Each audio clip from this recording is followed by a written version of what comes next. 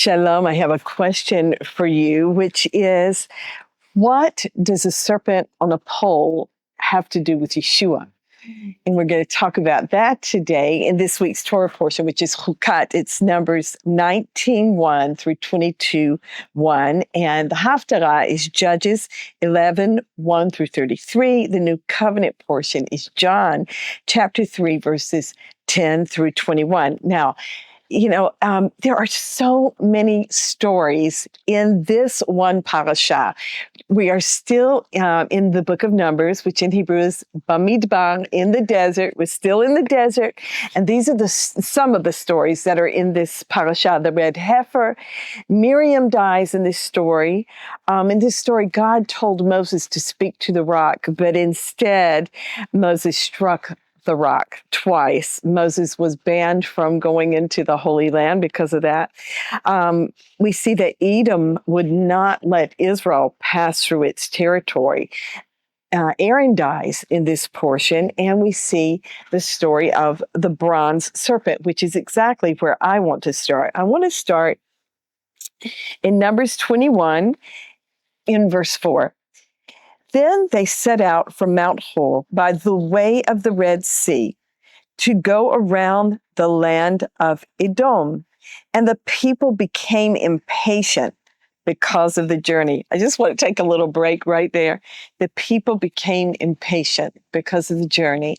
And I feel this in my own life so many times. I'm so impatient on this journey to get to our heavenly home. But as long as we are here, it's because God has his purpose for us, and he has a plan for us, and he has things for us to do in advancing his kingdom. And so we really, the people would have done so much better just to embrace this time of the journey. And so I want to encourage all of us in that. In verse 5, the people spoke against God and Moses once again. Why have you brought us out of Egypt to die in the wilderness? For there is no food and no water, and we loathe this miserable food. Now, we've already talked about what that miserable food was. It was manna. It was bread from heaven. It was a special gift from God.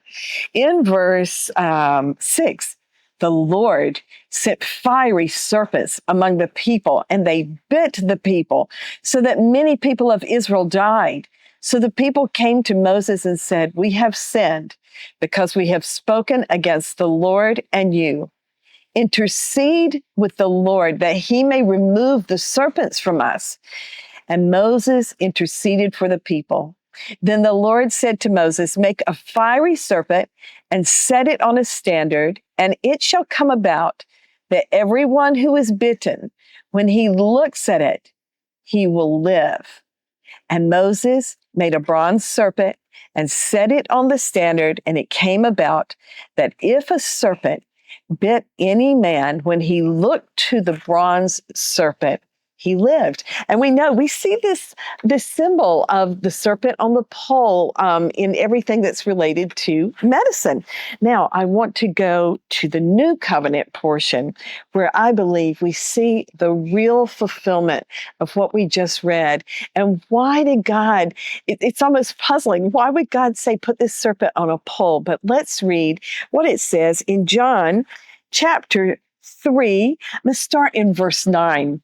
Nicodemus said to Yeshua, "How can these things be?" And Yeshua answered and said to him, "Are you the teacher of Israel and do not understand these things?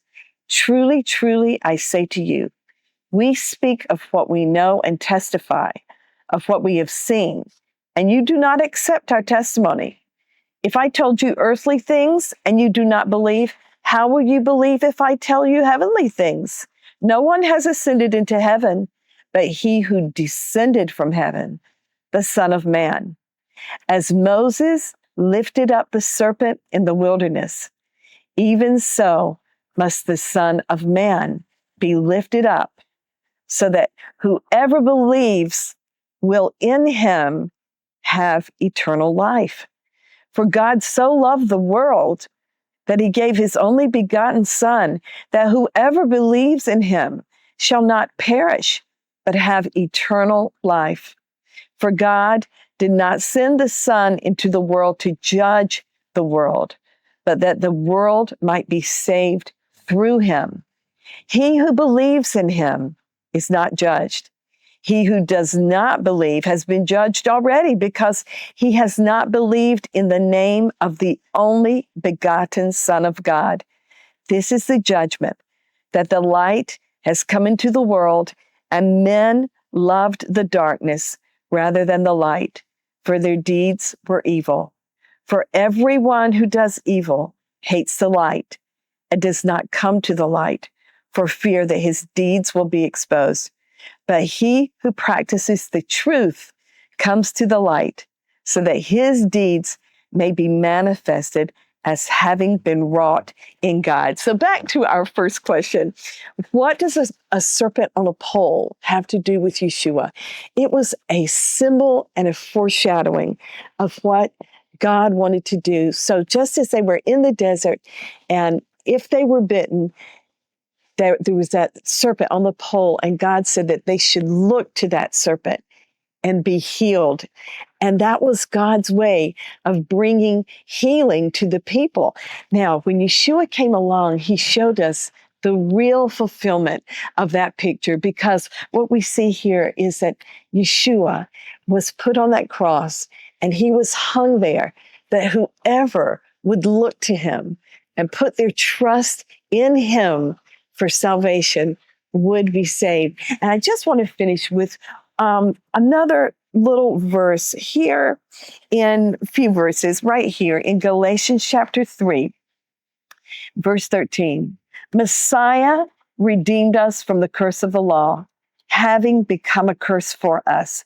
For it is written, cursed is everyone who hangs on a tree, in order that in Messiah Yeshua, the blessing of Abraham might come to the Gentiles, so that we would receive the promise of the Spirit through faith.